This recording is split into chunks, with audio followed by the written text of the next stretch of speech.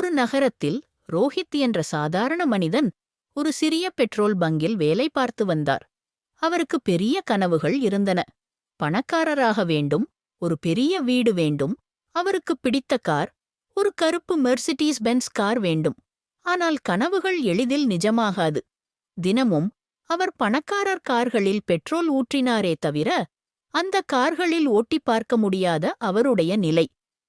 வாடிக்கையாளர்களிடம் சிரித்தும் உள்ளுக்குள்ளே அவர் வெற்றிக்காக, மாற்றத்திற்காக, ஒரு புதிய வாழ்க்கைக்காக ஏங்கினார்.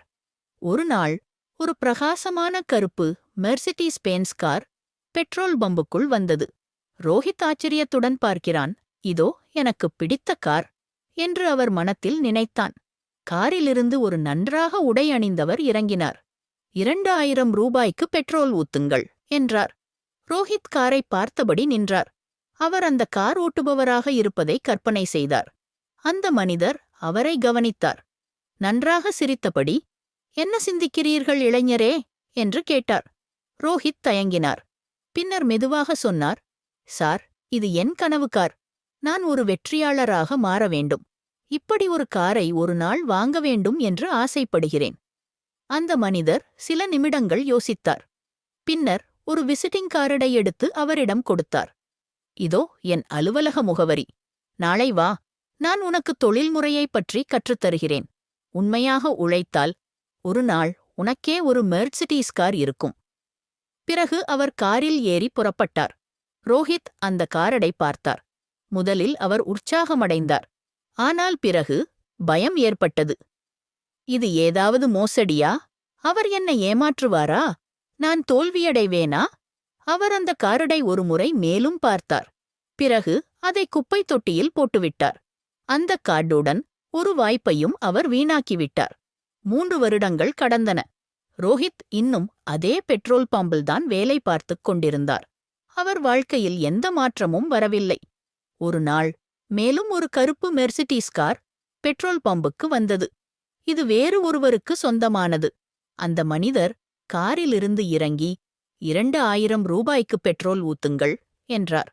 ரோஹித் பழையபடி கார் பார்வையில் நின்றார். அந்த மனிதர் அவரை பார்த்து கேட்டார், 3 வருடங்களுக்கு முன்னால் இதே இடத்தில் ஒரு மனிதர் உங்களுக்கு ஒரு விசிட்டிங் கார்டை கொடுத்தது நினைவில் இருக்கிறதா? ரோஹித் அதிர்ச்சியடைந்து, ஆம், ஆனால் எப்படி உங்களுக்கு தெரியும் என்று கேட்டார். அந்த மனிதர் சிரித்தபடி, ஏனெனில் அந்த நேரத்தில் நானும் இங்கேயே வேலை பார்த்தேன், ஒரு தூய்மை பணியாளராக என்றார்.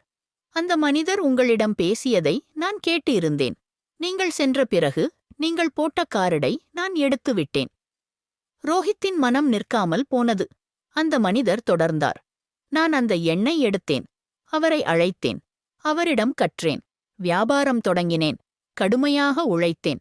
இப்போது இந்த மெர்சிடீஸ் கார் என் சொத்து. அவர் ரோஹித்தின் கண்ணை நேராக பார்த்து சொன்னார், நீங்கள் முயற்சி செய்திருந்தால் நன்றாக இருந்திருக்கும். அந்த ஒரு வாய்ப்பு உங்கள் வாழ்க்கையை முற்றிலும் மாற்றியிருக்கலாம். பிறகு அவர் புறப்பட்டார். இந்த கதையின் முக்கிய பாடம், வாய்ப்புகள் எப்போதும் 2வது முறை வராது. ஒரு தருணம் உங்கள் வாழ்க்கையை முழுமையாக மாற்றக்கூடும். பலர் தோல்வியடைவதற்கான காரணம் வாய்ப்பு இல்லாததல்ல. அவர்கள் பயப்படுவதால்தான் தோல்வியடைகிறார்கள். சந்தேகம், தயக்கம், நான் சாத்தியமா என்ற எண்ணமே உண்மையான கனவை கொல்லும் திருடன். இதுபோன்ற மற்றொரு கதையுடன் அடுத்த முறை உங்களைச் சந்திக்கிறேன். Subscribe to Jilly Billy